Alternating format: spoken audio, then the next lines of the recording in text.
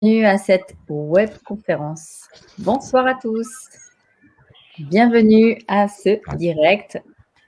Nous allons vous offrir une webconférence avec 4 charmantes drôles de dames qui m'accompagnent ce soir. C'est une webconférence pour vous accompagner, pour partager avec vous un sujet de cœur, un sujet qui nous tient à cœur, qui est la neuroatypie. C'est tout un programme, c'est tout un projet de vie, puisque nous nous sommes toutes retrouvées autour d'un futur projet pour notre jolie ville du Mans, c'est-à-dire une future école qui va accueillir des enfants neuroatypiques. Et de ce fait, nous avons envie de partager avec vous nos connaissances, nos compétences, notre quotidien. Et ce soir, en fait, je suis accompagnée de femmes qui, au quotidien, accompagnent des enfants neuroatypiques. Et c'est pour ça que cette conférence va être vraiment très intéressante, puisqu'elles vont vous partager leur parcours, leur expérience, mais aussi quelques comment on appelle ça, quelques phases de leur vie avec leurs petits patients, et aussi vous rassurer en tant que maman et papa d'enfants neuroatypiques, puisque c'est toute une phase de vie. Alors, je me présente, je m'appelle Audrey, je vis au Mans. J'ai eu ce cadeau de la vie d'avoir déjà 3 enfants, dont 2 officiellement TDAH, avec différents troubles du spectre de la neuroatypie. Voilà, sans vouloir mettre des étiquettes, vous le savez tous, et à un moment donné, il faut poser parfois des mots sur certains troubles de nos enfants pour encore mieux les aider. Et donc, ce soir, j'ai la chance d'accueillir 4 femmes qui s'investissent au quotidien à accompagner à l'épanouissement de nos enfants, pour que justement, dans ces périodes où l'apprentissage n'est pas si évident que ça, que certains troubles viennent un peu enquiquiner la vie de nos enfants, elles puissent les accompagner, eux comme nous, en tant que parents, à trouver des solutions pour que nos enfants se sentent mieux. Alors ce soir, je vais vous les présenter rapidement, mais après on va avoir le temps d'échanger avec elles. On a la chance d'avoir Ondine Robert, qui est notre neuropsychologue, spécialisée donc dans la neuropsychologie de l'enfant, qui est notre référente de l'équipe des thérapeutes de l'école Libération. Donc, elle a avec elle ce soir 2 charmantes représentantes. Nous avons également des petits coucous, c'est sympa en live. Nous avons également Isabelle Gougier, qui est graphothérapeute sur la ville du Mans, qui elle aussi officie au sein de son cabinet pour accompagner les enfants, et elle va vous expliquer quel est son rôle en tant que graphothérapeute dans l'accompagnement des apprentissages. On a également Anne Thomas, ergothérapeute aussi sur la ville du Mans, qui a un cabinet qui depuis, je crois déjà, plus d'une quinzaine d'années, je me permets de vous tutoyer toutes, hein, mesdames, je le fais comme ça, c'est tout de suite dit. Tu as ce pouvoir, Anne, d'accompagner les enfants déjà depuis 15 ans, et de les accompagner à se retrouver face à leur motricité, et tu vas nous partager justement quel est ton rôle en tant qu'ergothérapeute au niveau de l'accompagnement de ces enfants. Et on a aussi la chance d'avoir Marie Cormier à nos côtés, qui est conseillère, qui à l'heure actuelle accompagne les enfants à travers une nouvelle structure qu'elle a créée, puisque avant elle était enseignante dans une première vie, maintenant elle est enseignante. C'est un nouveau style d'enseignante, puisqu'elle accompagne les enfants et les parents dans le soutien scolaire, mais pas que, et elle va vous parler un peu de ce qu'elle fait au quotidien avec ses enfants. Est-ce que, Ondine, tu pourrais justement nous éclairer sur un enfant neuroatypique et qu'est-ce que finalement la neuroatypie? Parce que pour certains, c'est un tout nouveau mot. Est-ce que tu peux nous en dire plus? Bien sûr. Alors, le terme de neuroatypie, en fait, c'est un terme qui a été créé par des personnes atteintes d'un trouble du spectre de l'autisme et qui, depuis, s'est un petit peu étendu pour parler, en fait, dans la communauté scientifique, on parle plutôt de troubles neurodéveloppementaux. Donc, c'est-à-dire, ça englobe tout ce qui est handicap intellectuel, troubles de la communication, troubles du spectre de l'autisme, du coup, troubles spécifiques des apprentissages, donc la constellation des 10, et troubles moteurs et troubles déficitaires de l'attention avec ou sans hyperactivité. Voilà. Donc ça, c'est les recommandations de la Haute Autorité de Santé qui date de 2020, qui parle de ces troubles neurodéveloppementaux. Voilà. Donc pour la neuroatypie, en fait, c'est ça, c'est une atypie du développement neurocognitif du cerveau des enfants. Il faut savoir que c'est globalement les causes de ce genre de développement On ne les connaît pas encore. Il y a beaucoup d'études qui se penchent dessus. On n'est pas encore certain de ces causes. Ce qu'on sait aussi, c'est que le cerveau des enfants, on parle beaucoup de plasticité cérébrale, pardon, le mot ne voulait pas venir. De plasticité cérébrale chez les enfants, dans le sens où leur cerveau, c'est vrai, est très malléable, mais un autre terme qui est important à avoir en tête, c'est le terme de vulnérabilité précoce aussi.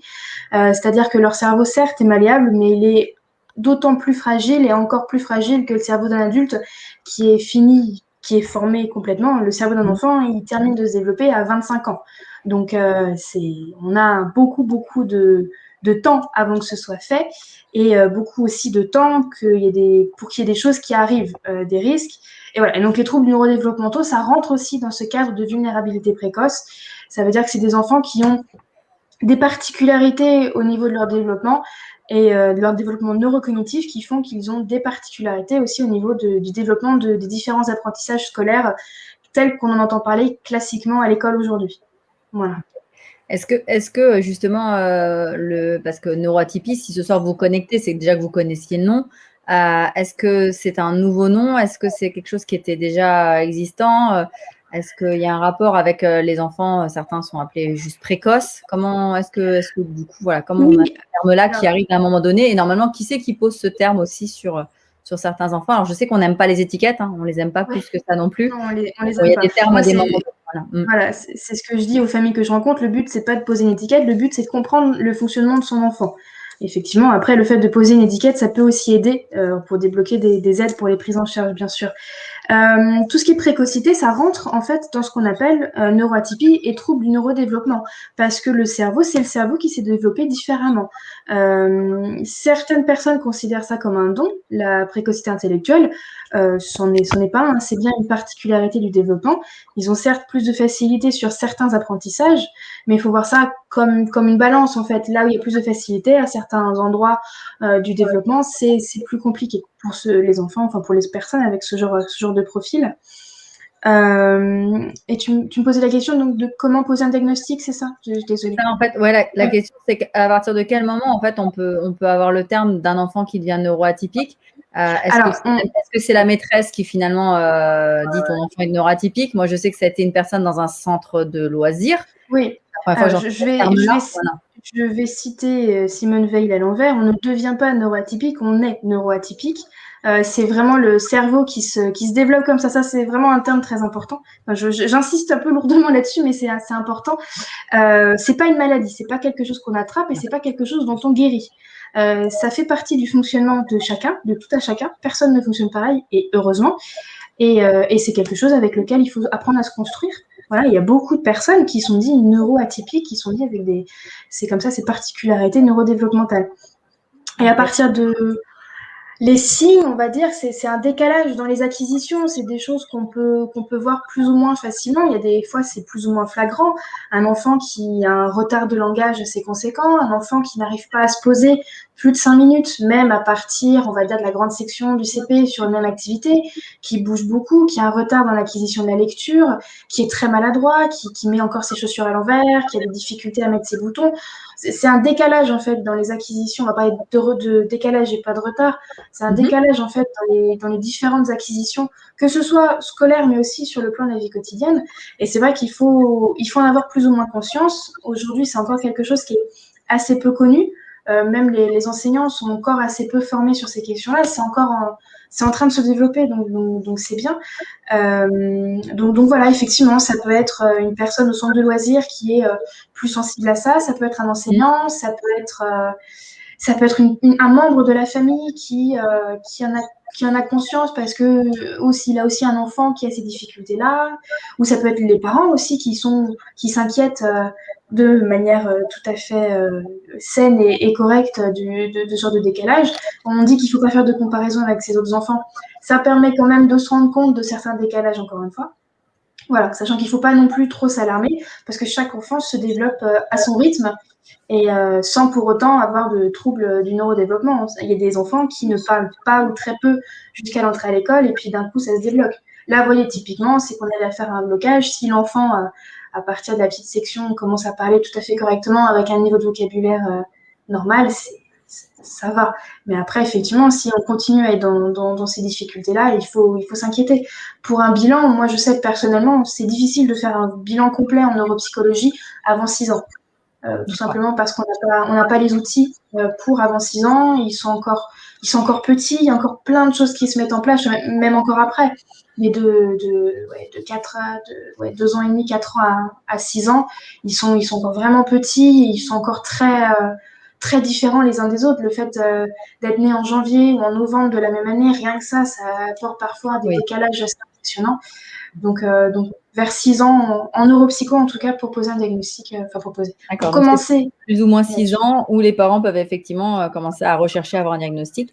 Avant ça, c'est plus de l'observation et c'est vrai que certains professionnels, donc dans l'enseignement ou effectivement dans des centres où il y a des enfants, sont plus sensibles ou sensibilisés pour pouvoir détecter si un enfant a des besoins ou pas. Alors moi, n'hésitez pas, hein, dans les personnes qui sont avec nous ce soir à la webconférence, vous êtes les bienvenus. Merci pour vos petits bonsoirs. N'hésitez pas aussi à poser vos questions. On répondra à certaines en live. À d'autres peut-être en décalé, puisque on va peut-être pas faire forcément du cas par cas, mais bon, n'hésitez pas à poser vos questions et s'il y a des questions un peu plus conséquentes, vous pouvez aussi les envoyer sur la boîte mail bienvenue@écolelibération.fr. On vous la renotera peut-être dans les chats et en dessous pour que vous puissiez, si vraiment vous avez des questions un peu plus spécifiques à poser à Ondine et au reste de l'équipe, que ce soit Isabelle, Anne et Marie, voilà, de pouvoir le faire aussi en décalé. Parce qu'on sait que ce n'est pas toujours évident sur ces sujets-là de pouvoir partager son cas personnel ou le cas de ses enfants. Ok, Ondine, écoute, c'est super, c'est rassurant en fait, de t'entendre. Alors dis-nous, tu as peut-être des petites précisions oui, aussi je voulais sur juste neurodiversité. ajouter quelque chose par rapport au diagnostic, par rapport à l'orthophonie. En fait, j'y ai pensé, parce que c'est vrai que moi, la neuropsy avant 6 ans, ça sert pas. L'orthophonie, je sais, on n'en a pas d'orthophoniste, donc je parle en leur nom. Au vu des durées d'attente, faut pas hésiter par contre à y aller un peu plus tôt. Je sais pas ce que tu en penses, Anne, mais moi, en tout cas, c'est mon avis. Ouais, il y a l'orthophoniste, bien sûr, mais après, il y a plein de professionnels aussi autour. C'est vrai que souvent, on parle de psychomotricité, mais je vais un peu parler de ma paroisse, mais il y a aussi l'ergothérapie, puisqu'on accompagne aussi dès la naissance, en fait, à tout âge, les enfants. Et donc, ce qu'il y a aussi, c'est qu'effectivement, on peut nous interpeller. Souvent, on fait un entretien téléphonique au préalable pour justement voir un petit peu ce qui se passe. Effectivement, ça peut découler sur un bilan après avec des conseils. Des orientations vers d'autres professionnels aussi. Et puis une chose qui est importante, en tout cas, quels que soient les enfants, parce que ça reste des enfants, avec ou pas des difficultés dans la scolarité, par exemple, mais ça reste des enfants et donc toute la sphère des loisirs est aussi très très importante. Et surtout pas à négliger, et que il y a une chose aussi qui peut permettre un petit peu de savoir comment l'enfant va se développer, c'est aussi de multiplier les expériences en fait dans des différents environnements, que ce soit et notamment sur les loisirs en fait, pour voir un petit peu comment il va se développer. Et simplement, c'est peut-être parce qu'il n'a pas été confronté à une situation que finalement ça pose souci, et que finalement il n'y a peut-être pas tant de problèmes que ça derrière. C'est juste il a besoin de temps ou il n'avait pas eu l'expérience. Donc après d'autres choses peuvent se préciser, effectivement une orientation vers des professionnels. Voilà. D'accord. Et donc Anne, est-ce que tu peux nous dire c'est quoi du coup ton activité, ton métier d'ergothérapeute? Est-ce que tu peux nous expliquer un peu plus qu'est-ce que fait l'ergothérapeute au quotidien auprès des enfants? Parce que ça nous intéresse. Moi, je sais que certains parents à l'heure actuelle nous posent beaucoup de questions. Et ta profession n'est pas toujours identifiée ou du moins bien interprétée. Donc, est-ce que tu peux nous en dire plus, nous éclairer? Oui, on n'est pas beaucoup de libéraux en Sarthe. Donc, moi, je suis professionnelle de santé. Donc, effectivement, comme parlait Ondine tout à l'heure de l'HS, donc la Haute Autorité de Santé, effectivement, on va suivre aussi les recommandations qui sont émises avec des preuves scientifiques, mais pas que eux, l'INSERM, etc. Qu'est-ce que fait un ergo? Alors, du coup, on va s'intéresser vraiment à ce que va faire là pour les enfants, ce qu'ils font dans leur vie, dans leur environnement où ils font les activités. Donc aussi bien le quotidien, Donc, généralement, ça touche pas mal à ce qui se passe à la maison, mais pas que. La toilette, l'habillage, les repas, je sais pas moi, ranger sa chambre, faire son lit, etc. Bref, toute la vie, quoi. Et puis, bien sûr que, par exemple, ça va être aussi, enfin, je parle des loisirs à l'instant, tous les jeux ils vont avoir à la maison, comment ils font, les interactions, s'il y a une fratrie, comment ça se passe, etc. Les jeux dans le jardin, enfin, voilà, enfin bref, tout ce que peut être confronté l'enfant. Et puis, on va s'intéresser aussi à toute la scolarité.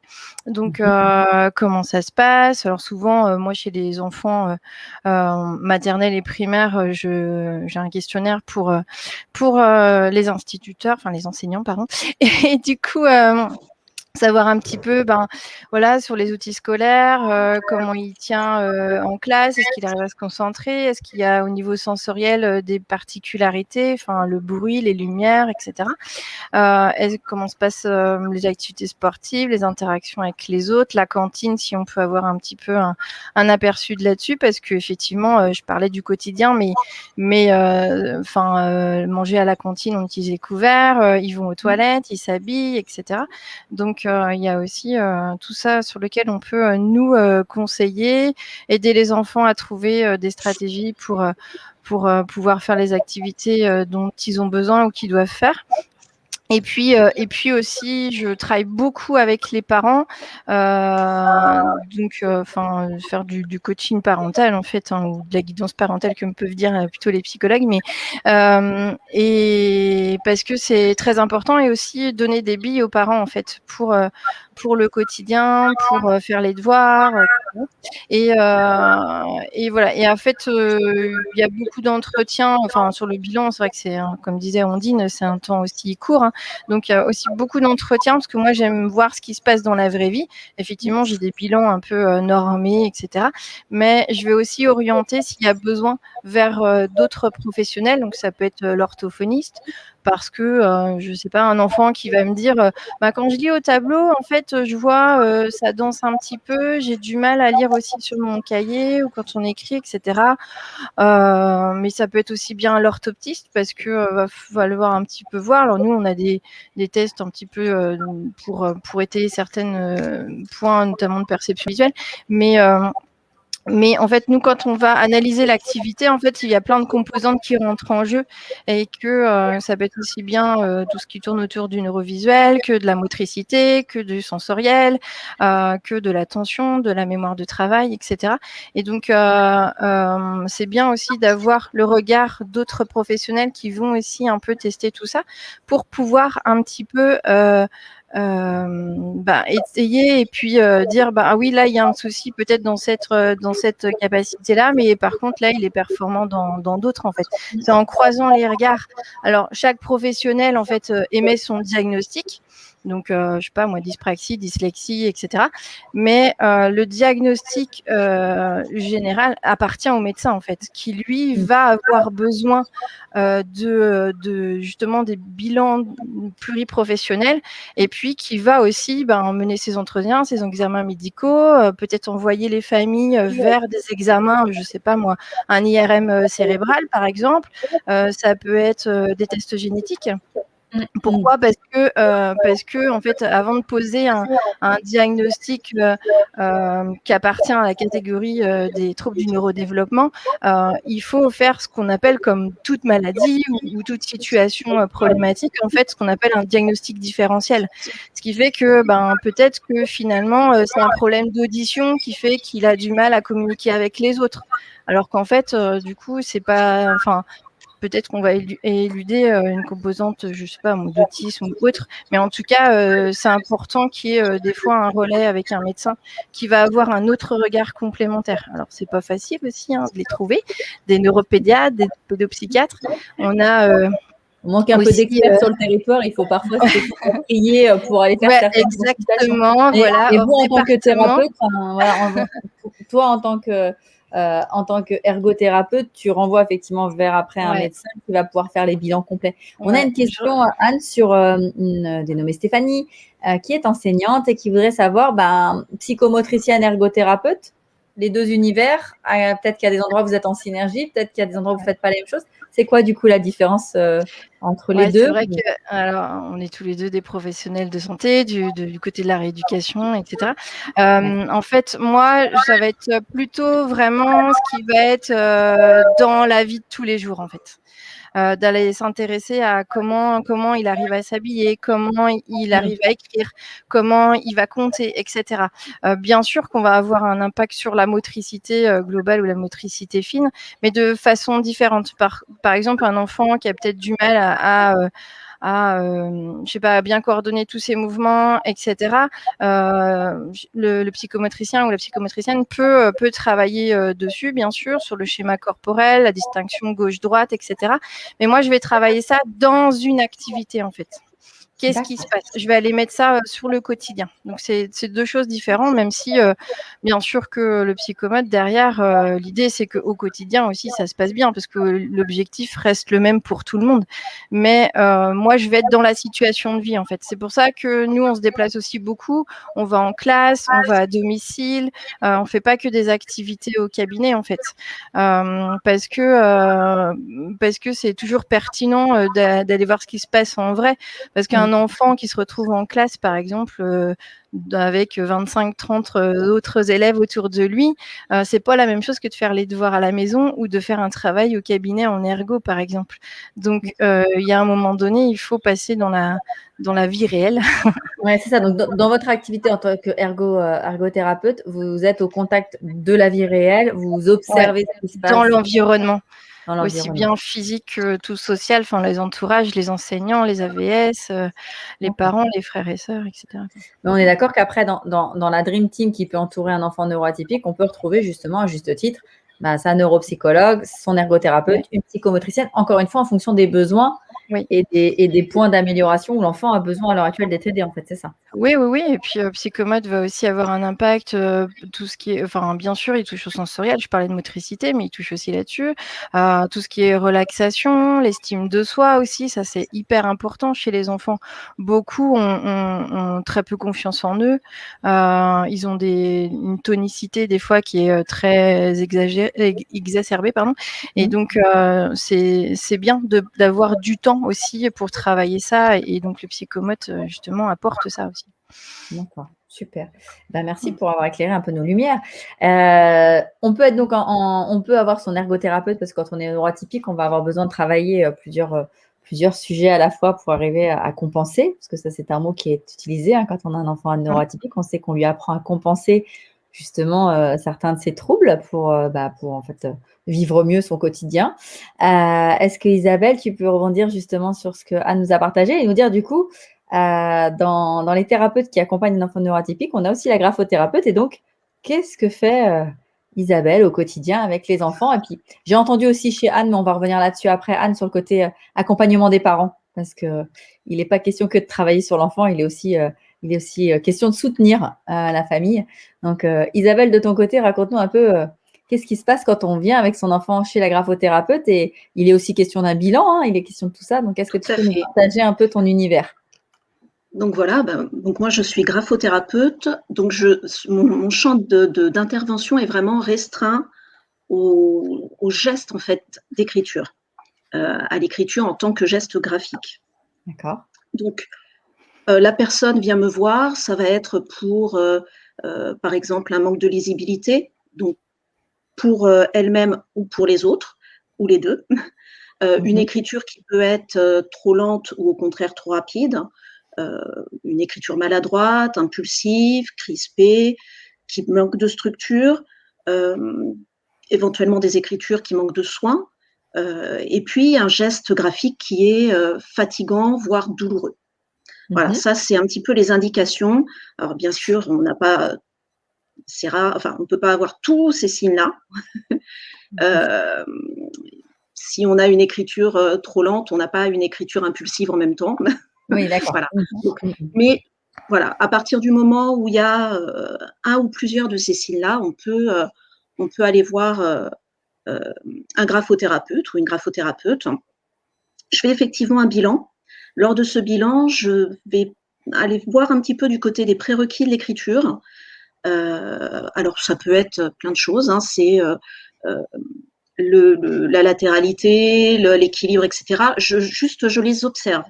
C'est vraiment, je balaie rapidement, histoire de voir si il y a quelque chose qui met un petit peu qui m'alerte et afin de renvoyer les familles vers d'autres personnes compétentes en la matière. C'est ce que disait Anne tout à l'heure et Ondine, il me semble. Voilà, on est vraiment tous complémentaires et c'est vraiment important de savoir vers qui orienter aussi pour compléter l'approche ou remplacer, parce que voilà, je peux très bien me rendre compte que ça va pas être de mon ressort et qu'il vaut mieux aller voir la psychomote ou l'ergo ou uniquement l'orthophoniste ou voilà. Et puis il y a dans ce bilan bien sûr l'étude même de l'écriture, donc l'étude technique. Je vais regarder l'utilisation de l'espace, la forme des lettres, le mouvement de l'écriture, son rythme, sa vitesse bien entendu. Voilà, tout ça, ça me permet de voir ce qui vient bloquer l'écriture et aussi, à contrario, ce qui fonctionne bien. C'est vraiment important aussi de repérer, il y a toujours des choses qui fonctionnent bien et c'est important de mettre l'accent dessus, de mettre l'accent pour la personne qu'on a en face de soi, que ce soit un jeune ou un adulte, et quand c'est un jeune, pour les familles aussi. Et puis, pour nous, dans ce qu'on va pouvoir proposer derrière, ça permet aussi de se baser sur certaines choses pour certains axes de travail. Donc vraiment, il y a ces deux volets-là. Et puis la partie, effectivement, participation au diagnostic, puisque ça fait partie des bilans que pourra utiliser le médecin ensuite pour dire s'il y a une dysgraphie ou non. La dysgraphie étant toujours le symptôme d'autre chose, contrairement à d'autres troubles qui peuvent être ou troubles ou symptômes. La dysgraphie est toujours le symptôme d'un trouble, d'un autre trouble. D'accord, donc c'est forcément accompagné, c'est-à-dire qu'un enfant que toi tu vas détecter dysgraphique, il est certain qu'un collègue, on va dire médecin ou thérapeute, va peut-être déclencher, enfin il va y avoir un autre bilan à faire derrière sur cet enfant-ci. Ok, d'accord. Oui, c'est tout à fait probable. Et alors c'est très varié, hein. Un TDAH peut provoquer des symptômes de dysgraphie, un trouble anxieux peut provoquer des symptômes de dysgraphie, une dyspraxie, une dyslexie, une dysorthographie.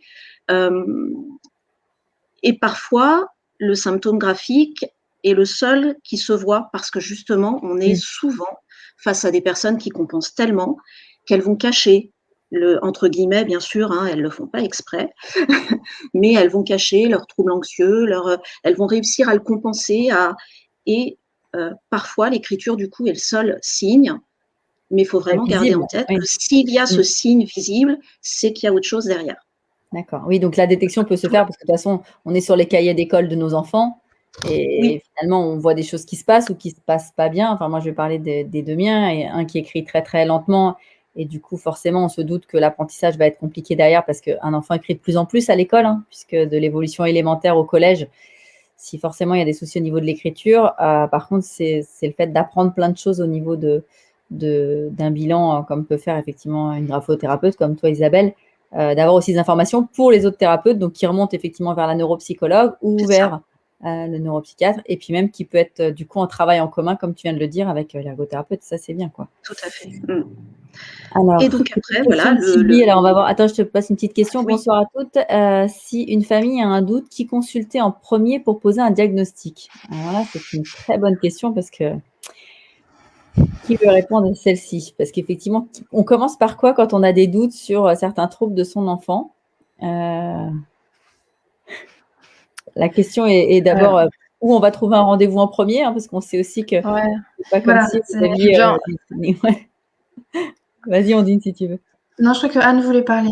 Anne, vas-y. Alors, j'ai envie de dire, mais en premier lieu, ça va dépendre aussi de ce que la famille relève aussi comme difficulté, en fait. Parce que si, par exemple, il a des difficultés de lecture, pour parler, etc., peut-être ça va être l'orthophoniste. Peut-être qu'il est maladroit dans ses gestes et qu'il tombe fréquemment, etc. On va peut-être orienter plutôt vers le psychomotricien, l'ergothérapeute, etc. etc. Alors c'est vrai, enfin, je vais encore parler de mon boulot à 5 minutes, mais c'est vrai que nous, on est un peu touche à tout dans toutes les activités, donc voilà, et puis on dispatche après.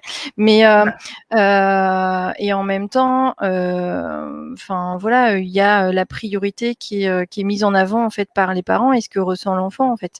Donc, enfin, c'est vraiment du cas par cas en fait. Non, il n'y a pas de porte d'entrée en fait. Donc, et puis qu'il y a des listes d'attente, etc. Donc c'est pas forcément évident. Je pense qu'il faut, si cet enfant il est suivi par le médecin traitant, par un pédiatre, etc. Peut-être d'interpeller aussi ces médecins-là, parce que eux aussi sont habilités à orienter. Alors on sait très bien que le médecin traitant c'est pas toujours simple, mais voilà. Et puis après. Enfin, oui, les réseaux sociaux, des fois, peuvent donner quelques pistes aussi, malgré tout, même s'il y a du pour et du contre dans ce qu'on peut voir. Mais c'est vrai que aujourd'hui, on est un peu tout seul en fait face à tout ça. Alors, du coup, c'est un joli parallèle parce que il y a des plateformes de coordination et d'orientation qui vont venir aussi dans le département de la Sarthe sur la fin de l'année normalement. Donc c'était, enfin, les structures médico-sociales ou sanitaires pouvaient répondre à un appel à projet en fait par l'ARS. Donc en Sarthe, c'est le PSM, l'établissement public de santé mentale, l'hôpital psy en fait sur Allonne qui a été mandaté, enfin je sais pas comment on dit d'ailleurs, mais pour être dans ce projet pilote. Et voilà, c'est en cours parce que du coup, nous aussi, libéraux, on peut être conventionnés en fait auprès de cette plateforme.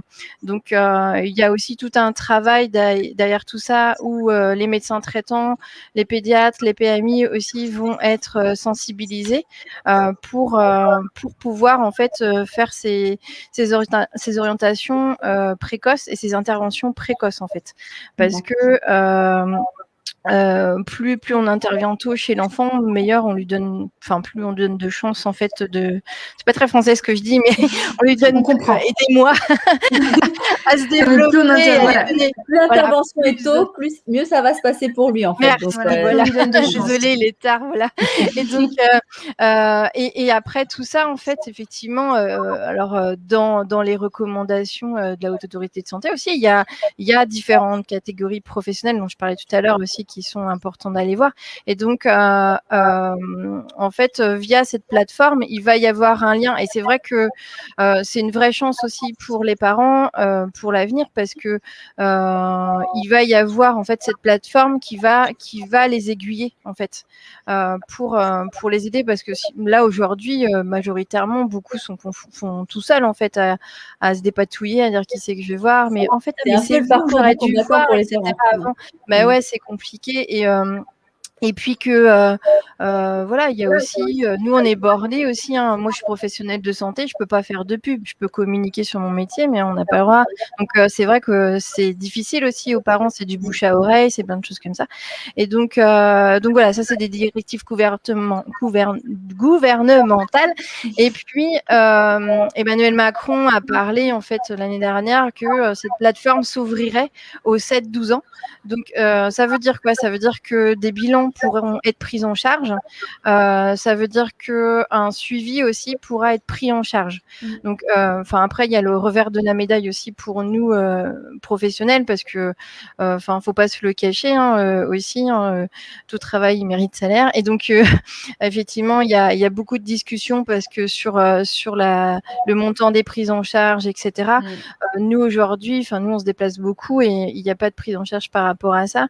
Donc, il faut aussi qu'on gagne notre vie, voilà. Mais et en même temps, je trouve ça c'est une belle avancée en fait pour guider les enfants et leurs familles. Et donc voilà, tout ça. Il y a des choses qui appartiennent pas aux familles, qui vont être nous libéraux à discuter avec les plateformes. Mais c'est aussi la réalité du terrain en fait. Pourquoi les libéraux seront peut-être pas conventionnés? C'est aussi une réponse en fait, cette tarification. Voilà, en fait, après, il y a des médecins référents sur cette plateforme qui vont pouvoir aussi guider, rencontrer les familles et leur expliquer comment ça se passe pour leur enfant, la suite, etc. quoi. Voilà. Vraiment une petite note d'espoir par rapport à cette nouvelle plateforme qui va arriver, dans laquelle il y aura effectivement les différents acteurs autour de la neuroatypie qui Ouais. vont se retrouver pour pouvoir accompagner au mieux les familles. Ouais. Super.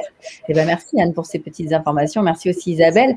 Marie, toi qui accompagnes justement des familles au quotidien, justement dans ce parcours du combattant, est-ce que tu peux justement nous préciser, toi, quel est ton rôle de conseillère autour de ces enfants, puisque tu en as fait ta spécialité, entre guillemets, tu es devenue experte dans le domaine. Est-ce que tu peux nous raconter un peu comment tu en es venue là et à l'heure actuelle, comment justement tu accompagnes parents et enfants dans ce parcours du combattant de « je suis neuroatypique » ou « mon enfant est neuroatypique », qu'est-ce qui se passe dans ma vie? Merci Audrey. Alors oui, moi à la base, donc tu l'as dit, je suis professeure des écoles.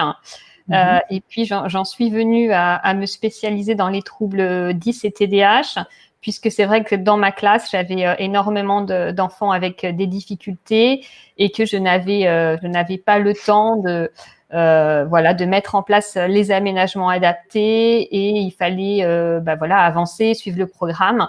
Et c'est vrai que j'avais vraiment le désir d'accompagner individuellement ces enfants-là avec des troubles neurodéveloppementaux. C'est pour ça que j'ai créé mon activité de professeur indépendant et que j'accompagne à travers des cours particuliers ces enfants avec une manière de travailler beaucoup plus ludique, beaucoup plus dans la manipulation pour les aider à bien comprendre les notions, notamment en maths, en français. Et puis, je me suis rendu compte au fur et à mesure de ce parcours-là que les parents aussi avaient énormément besoin d'être aidés, d'où ce rôle de conseillère que je pratique maintenant aussi en visio et où j'accompagne les parents dans la scolarité de l'enfant. J'ai aussi un rôle de médiatrice scolaire puisque je participe aux équipes éducatives, aux équipes de suivi de scolarisation où je peux proposer des aménagements aux chefs d'établissement aussi. Et puis, j'accompagne les parents sur le volet dossier MDPH aussi. C'est un très gros morceau. Rédiger le projet de vie, rédiger au mieux ces dossiers pour avoir les différentes aides. Je fais aussi de la méthode Barclay, donc en groupe avec des familles, les familles d'enfants TDAH, pour les aider à avoir des comportements adaptés qui par rapport aux troubles spécifiques de leur enfant. Donc voilà un petit peu pour tout ce que je fais à travers avec l'enfant et avec la famille.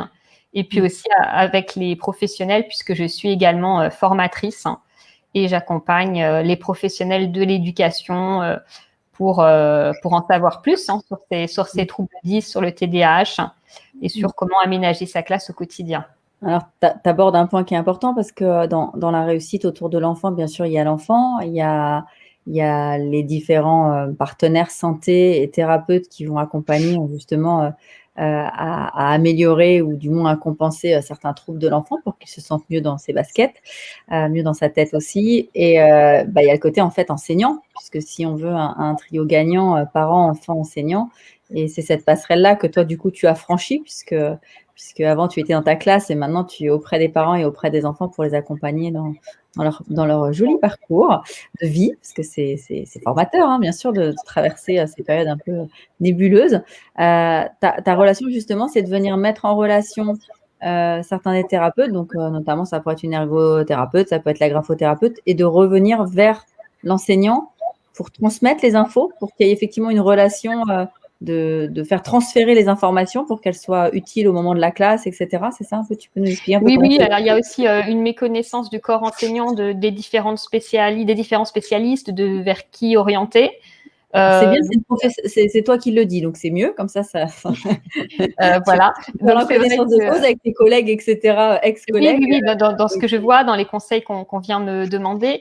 Et de ce que j'entends aussi des familles qui ont un besoin d'être guidées, comme on disait, vers le bon spécialiste, le spécialiste approprié ou qui allait voir. J'ai aussi maintenant ici dans le Maine-et-Loire des listes de praticiens que je connais ou vers qui je peux orienter les familles. Qui n'ont pas connaissance de tous les spécialistes qui peuvent exister pour les aider.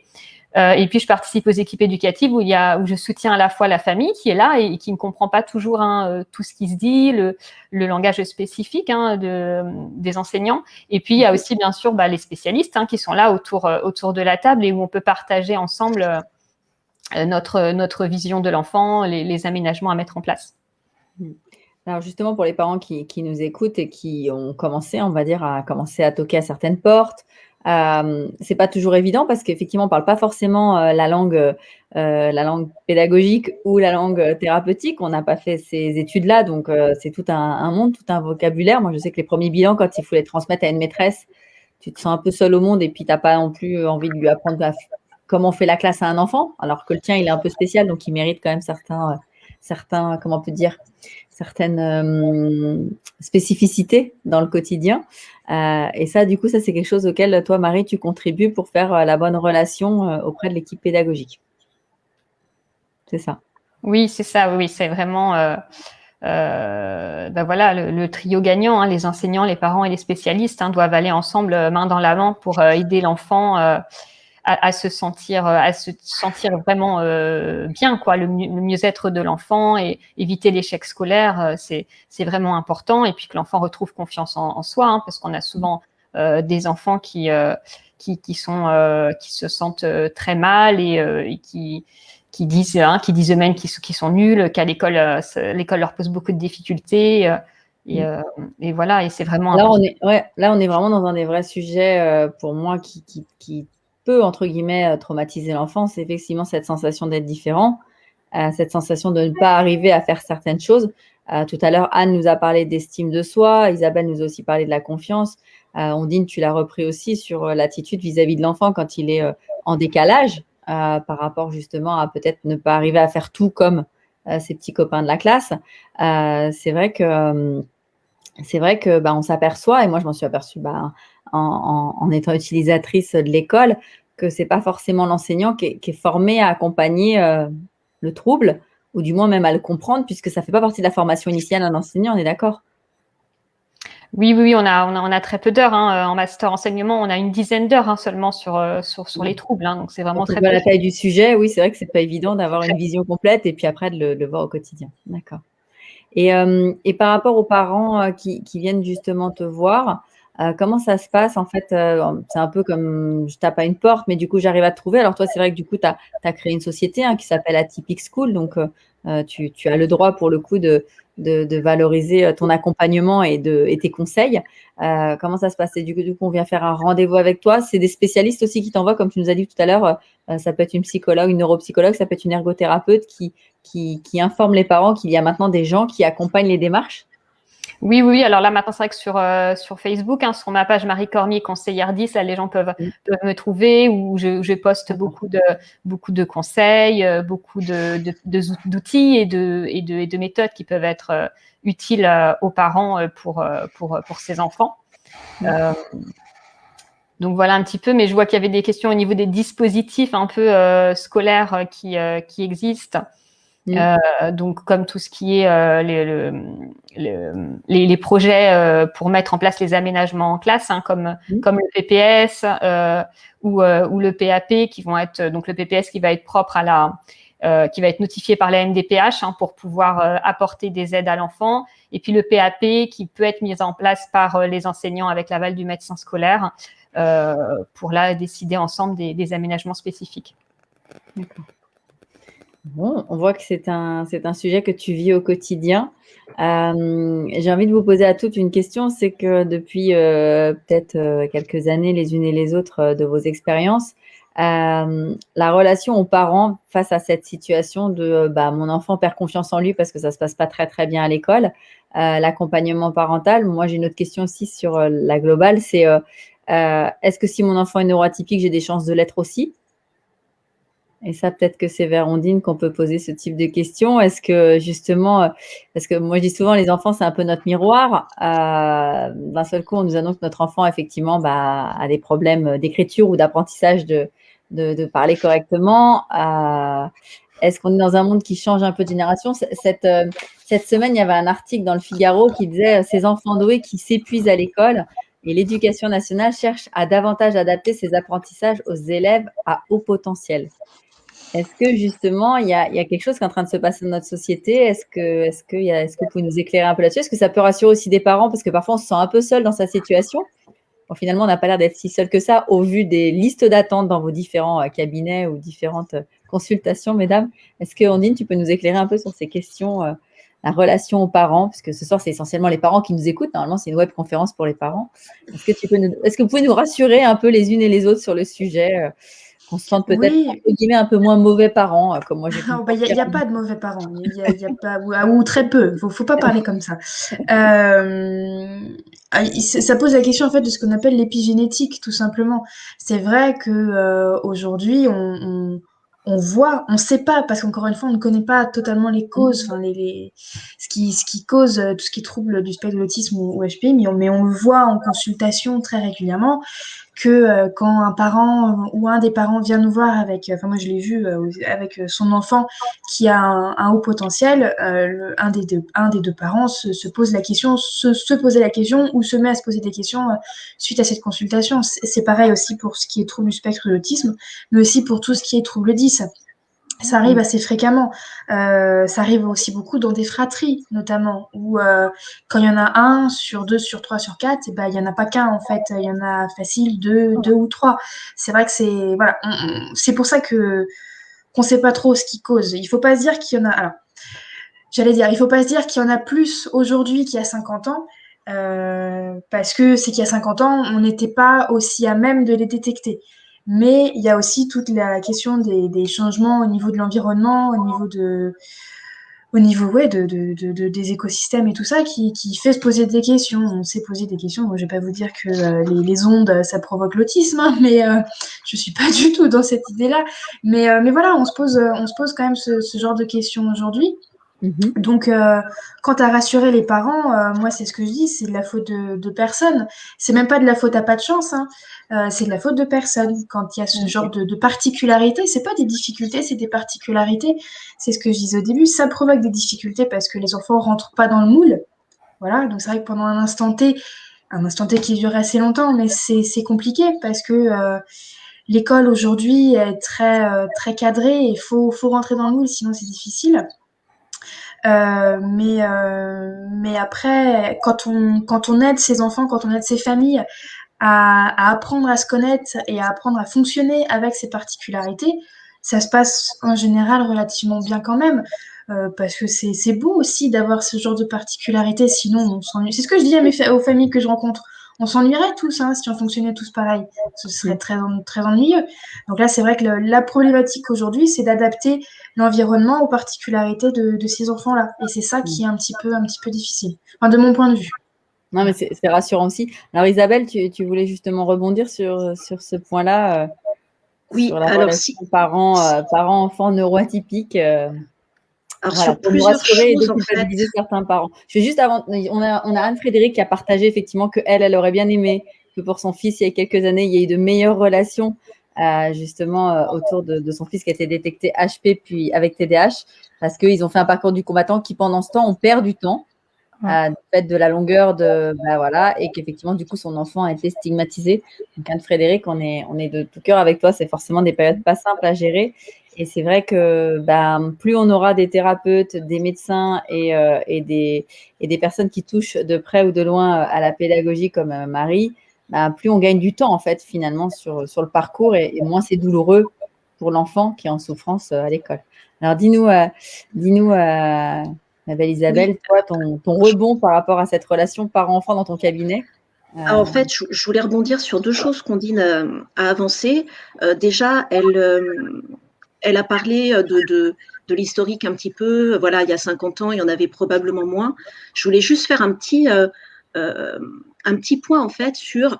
Il y a plein de familles qui ont dû entendre oui, mais c'est bon, la dyslexie. Alors, on l'entend un peu moins maintenant. La dyslexie, c'est un phénomène de mode. Maintenant, c'est souvent le TDAH. Le TDAH, c'est un phénomène de mode. Donc, juste prendre trois exemples pour montrer que c'est peut-être pas tant que ça un phénomène de mode. La dyslexie, elle a été décrite pour la première fois au 19e siècle, en 1881, on retrouve la première description de la dyslexie. Ah oui. Le mot apparaît au début du XXe siècle en France. On est dans les années 30. Effectivement, la recherche s'est développée uniquement dans les années 70 ensuite, mais la dyslexie est quelque chose qui a été identifié il y a déjà très longtemps. La dysgraphie, puisque c'est le domaine qui m'intéresse au quotidien, la dysgraphie, elle est étudiée. Alors, les premières descriptions ont été faites également fin du 19e siècle et fin du 20e siècle, un siècle après, mais il y a déjà un petit moment. Ça a été travaillé en France. La dysgraphie a été décrite, étudiée et nommée dans les années 60. Voilà. Et juste, je vous ai gardé la cerise sur le gâteau, le TDAH a été décrit, alors le trouble de l'attention, excusez-moi, de déficit de l'attention, a été décrit dans un ouvrage médical à la fin du XVIIIe siècle.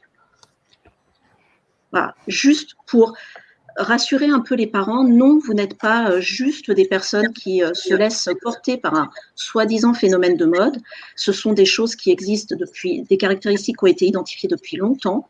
C'est pas juste, voilà, allez hop, 21e siècle, les consoles, non, c'est pas un phénomène de, enfin, je ne pense pas qu'on puisse parler de phénomène de mode. Merci Isabelle, parce que c'est vrai qu'on entend, alors moi forcément j'en ai 2 à la maison et peut-être une 3e quand on aura fait les tests, on entend effectivement cette réflexion de « Oh c'est bon, arrête de croire que tes enfants ils sont plus ou moins ou je ne sais quoi ». Donc c'est vrai qu'il y a beaucoup de jugement dans cette situation.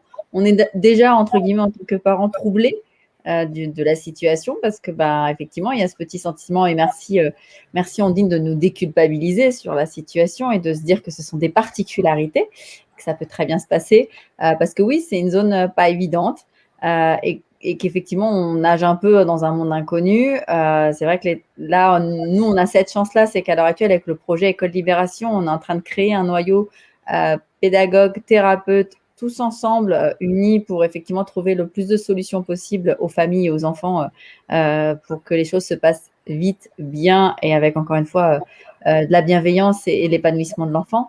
Mais c'est pas toujours le cas. Il y a plein de gens qui ont des parcours très hachés et qui se retrouvent un peu seuls au monde dans leurs problématiques et avec parfois des systèmes scolaires qui font que l'enfant est vraiment mis à genoux et ça se passe pas très bien. Je pense que vous en récupérez déjà dans vos cabinets ou en séance et c'est pas évident, hein. Je pense que c'est assez dur. Anne, est-ce que tu veux nous partager justement voilà, oui, ça va très bien en fait. Hein. Ouais, effectivement, c'est assez dur et le parcours est long. Enfin, il faut multiplier les rendez-vous pour les bilans, etc. Là, alors qu'ils se disent peut-être que ça va être enfin la fin et que voilà, on retombe sur un autre professionnel qui dit il faut aller encore en voir peut-être un autre et que mine de rien, ça a aussi un coût en fait pour les familles et ça. Quand il faut payer tous les libéraux à côté, ça prend du temps, c'est fatigant, c'est épuisant toute cette période en plus de bilan. On les voit tous, les familles au cabinet où ils sont inquiets, stressés, voilà, qu'est-ce qui se passe et puis encore un nouveau professionnel et qu'est-ce qu'il va me dire, etc. Et donc, effectivement, tout à l'heure, c'est Isabelle qui parlait aussi de parler du côté positif et que dans les dossiers de démarche financière, notamment sur la MDA pour la Sarthe, Sarthe Autonomie, qui est anciennement la MDPH, effectivement, il faut un peu broyer du noir pour pouvoir montrer et avoir des possibilités d'être financière derrière et une reconnaissance. Mais moi, je dis souvent aux familles aussi que il y a du positif et que dans les bilans, il y a toujours des choses qu'on va ressortir qui sont faites et qui sont très positifs. Et en fait, de faire vraiment un étayage et préciser sur quoi on va travailler avec le temps et qu'est-ce que l'enfant il a envie parce que lui aussi c'est sa vie malgré son âge et que bien sûr il y a la vie des parents et que la scolarité a énormément d'impact. Enfin moi je sais qu'au cabinet à 90% on m'appelle c'est parce que mon enfant écrit mal. Mais j'interagis pas que sur ça en fait parce que il y a plein de choses qui se passent autour. Et puis, il faut que l'enfant, il en a marre d'avoir passé plein de bilans, etc. Donc, il faut qu'il y ait une relation de confiance qui se passe aussi. Et le jeu apporte beaucoup, en fait, pour ça. Et puis, je rebondis un petit peu, mais sur aussi l'accompagnement des parents, parce que c'est hyper important de prendre conscience aussi, de prendre le temps de discuter avec les thérapeutes, parce que il y a de faire ressortir aussi que cette composante du jeu, elle est importante, et que des fois les enfants, ils n'ont pas du tout envie de travailler telle et telle chose, en fait, en rééducation, en réadaptation, outils de compensation, etc. Parce que ça reste des enfants, quoi. Malgré leurs particularités, ce sont des enfants. Et moi, je sais que je défendrai toujours ça auprès de mes petits patients, si on peut dire ça comme ça, mais j'aime pas trop le mot patient, parce que j'aime bien que les enfants, ils soient acteurs de leur truc et pas on les ballotte de point en point. Ils ont des choses à dire, donc voilà, en tout cas, j'essaie de défendre leur point de vue aussi. Et voilà. Super, Anne, t'es une belle. Je suis bavarde. Non, t'es dans la défense de tes petits patients, et surtout de les accompagner à trouver de l'épanouissement et leur talent, en fait. Je pense qu'on est vraiment là-dessus. On est à quelques minutes de la fin de cette web conférence. C'est génial de vous écouter. Ça fait du bien aussi. Ça rassure de sentir des professionnels investis qui peuvent travailler la main dans la main les unes avec les autres. Ça aussi, je pense que ça fait du bien au moral des troupes.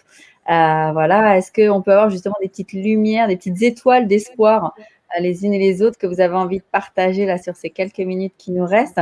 Anne vient d'en faire une très très belle, puisque du coup elle est là pour soutenir le moral et surtout activer ces enfants à trouver des solutions au creux de leur talent et de leur trouble. Est-ce qu'Ondine, toi aussi, tu veux nous partager des petites étoiles pour que justement on aille se coucher avec plein d'espoir de ces petits neuroatypiques? Oui, moi, je vais reparler du fait que c'est une particularité et pas une fin en soi, et que c'est ce qui fait la richesse de chacun et de nos relations aux autres.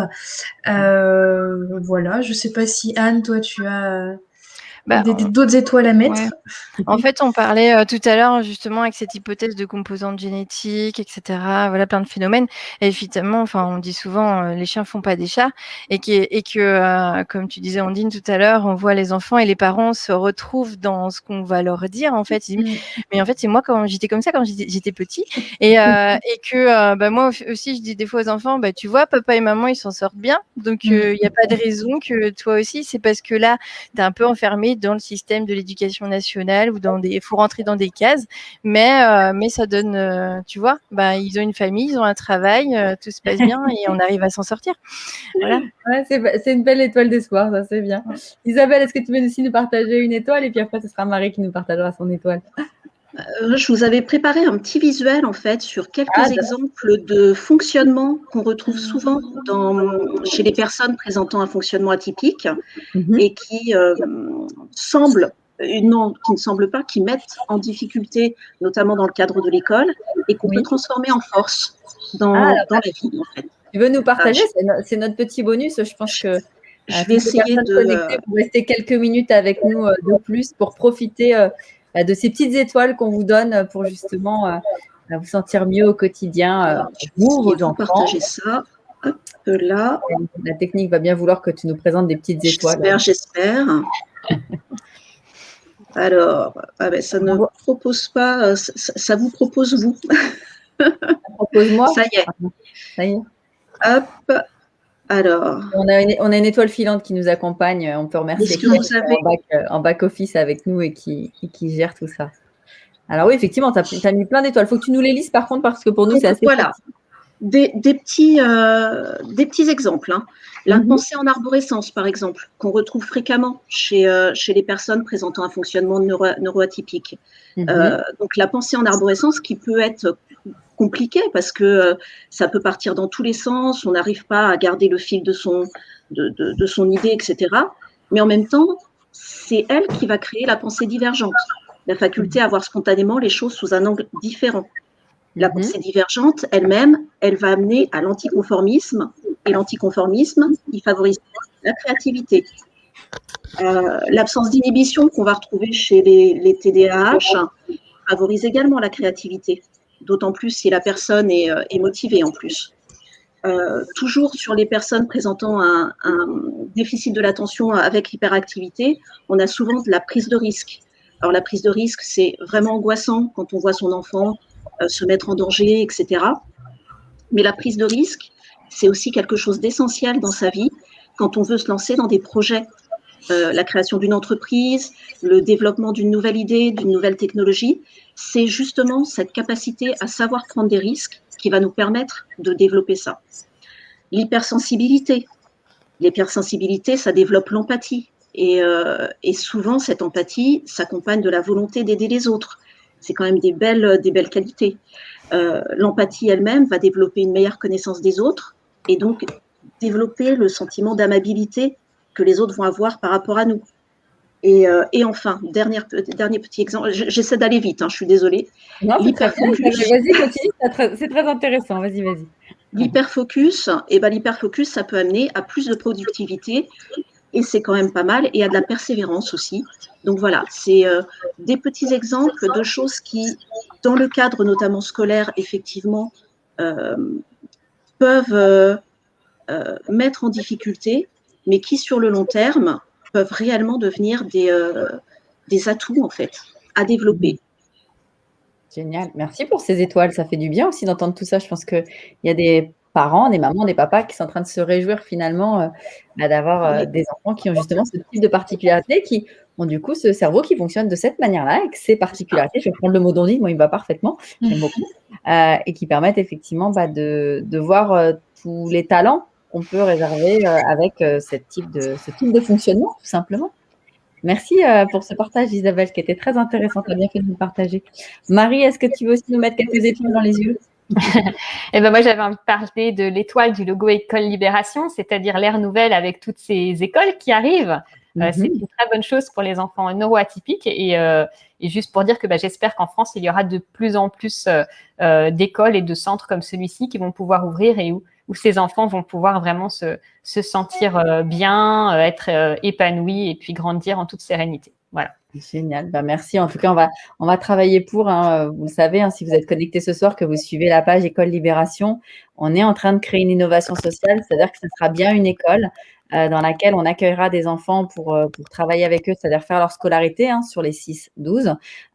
Mais dans cette école, il y aura un accompagnement à la fois thérapeutique, il y aura bien cette maison de santé dans laquelle quotidiennement on aura certains thérapeutes, certains médecins, on aura de l'accompagnement aussi en médecine douce, on aura bien entendu des éducateurs puisqu'il y aura 3 classes de 20 enfants. La rentrée est toujours prévue pour septembre 2022, on y travaille tous pour réaliser cette ouverture d'école, que bien entendu vous pouvez être amené à vous renseigner, que vous soyez dans l'enseignement et que vous soyez papa, maman d'enfants à l'heure actuelle qui justement ont des particularités, mais aussi thérapeutes pour justement venir constituer les rangs de cette équipe. Voilà, encore une fois, les critères sont la bienveillance. Et si vous êtes bienveillant, venez, accompagnez-nous à réaliser ce projet tous ensemble. Merci pour le petit www qui va en dessous sur l'école Libération que vous allez retrouver sur le web. On a aussi un événement qui va se créer là à partir des vacances de printemps. Donc, pour fin avril, l'équipe thérapeutique et pédagogique vous a concocté un festival un festival autour de la neuroatypie. Vous y retrouverez des ateliers, des animations, des formations, à la fois pour les enfants, à la fois pour les parents et les enfants, et également pour les enseignants, pour pouvoir justement complémenter votre formation au niveau de comment je peux fonctionner quand j'ai des enfants neuroatypiques dans mon groupe, et puis même faire de l'étude de cas. Je crois, Marie, c'est comme ça que ça va se passer sur certains de tes modules. Donc voilà, bientôt, ça sera en ligne. On communiquera dessus d'ici quelques jours. Donc, restez connectés. Vous verrez, ça va être des super jolis moments, encore une fois, à partager. Vous aurez donc certains de nos thérapeutes en présence, certains de nos futurs pédagogues, certains aussi éducateurs qui animeront les classes dans quelques mois. Et que vous dire de plus pour ne rien oublier? Voilà ce beau festival. Je vous remercie, Isabelle, Ondine, Anne, Marie. Merci, merci d'avoir passé du temps, de nous donner du temps, de partager de vos expériences, parce que je sais que vous êtes des femmes passionnées et au quotidien, vous donnez beaucoup justement à ces enfants et à leur famille pour qu'ils aillent mieux, qu'ils soient mieux, qu'ils aient à nouveau des étoiles dans les yeux. Donc vous aussi, vous êtes des distributrices d'étoiles. Donc merci pour eux et merci pour nous avoir informés. Moi, j'ai appris plein de choses ce soir. Je suis ravie. C'est un vrai bonheur de travailler avec vous à co-construire cette école. Et donc voilà, on va vous laisser sur ces belles paroles. Et puis, n'hésitez pas à revenir vers nous. Donc, on aura ce festival aux vacances de printemps. Et puis, le reste, n'hésitez pas à nous suivre sur les réseaux, à partager aussi si vous pensez que cette conférence peut aider d'autres familles, puisque c'est super important. Tous les mois, on aura une conférence comme celle-ci publique en choisissant différents thèmes. N'hésitez pas si aussi vous avez des thèmes que vous voulez aborder. Aidez-nous aussi à construire le programme. Voilà. Et puis même si certains d'entre vous voudriez justement comme ce soir, comme l'ont fait, que ce soit Anne, Marie, Ondine et Isabelle, si vous avez des choses à apporter et à vouloir aussi contribuer, vous êtes les bienvenus. Merci à toutes mesdames. Très bonne soirée, très bonne fin de soirée à tous. Pour le replay, bonne journée pour ceux qui le regarderont en décalé. Et merci à vous tous d'avoir été présents pour partager ce moment et encore une fois, être des personnes bienveillantes et positives dans ce beau monde et que vivent les écoles, effectivement, qui vont permettre à tous ces enfants d'être encore plus épanouis et de sortir du cadre parce que c'est OK. Bonne soirée à tous et à très, très bientôt. Et merci de tout ce que vous avez donné, les filles, ce soir. Merci beaucoup.